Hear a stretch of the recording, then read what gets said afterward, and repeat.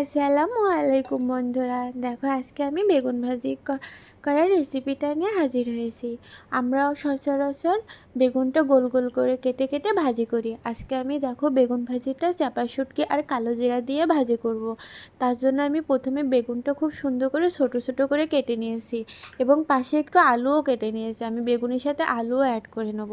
আর কালো জিরাটা কিন্তু শরীরের জন্য অনেক উপকারী।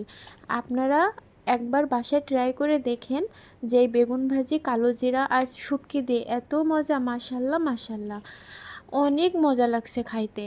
আর কালো জিরা তো মানে মৃত্যু ব্যতীত সকল রোগের ঔষধ। প্রথমে দেখো বন্ধুরা, আমি কড়াইয়ে তেল গরম হলে কালো জিরাটা দিয়ে নিয়েছি।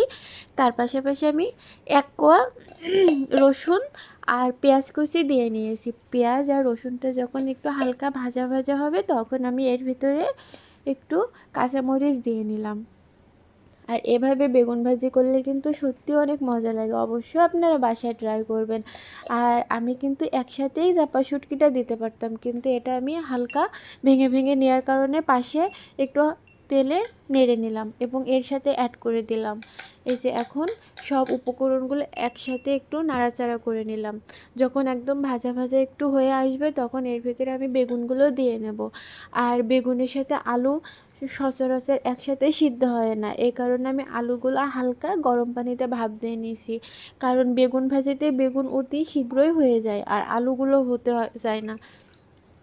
তারপর দেখো বন্ধুরা, আমি এর সাথে আলুগুলো অ্যাড করে নিলাম। বেগুন আলুর মানে মাশাল্লাহ লুকটাও কত সুন্দর আসছে। আর বেগুন ভাজি করতে গেলে কিন্তু তেল লাগে, তেল বোঝাই যায় না যে কতটুকু তেল দিলাম, কিন্তু পরে কিন্তু তেল বের হয়। আমারও একই অবস্থা হয়েছে। তারপর শেষে আমি ধনিয়া পাতা দিয়ে বেগুন ভাজিটা নামাই নেব। আর দেখো বন্ধুরা, আস্তে আস্তে কিন্তু আমার ভাজি থেকে তেলটা ছেড়ে দিয়েছে। এই দেখো বন্ধুরা, তেলের পরিমাণ কিন্তু বেশি না, কিন্তু পরে এটা বের হয়েছে।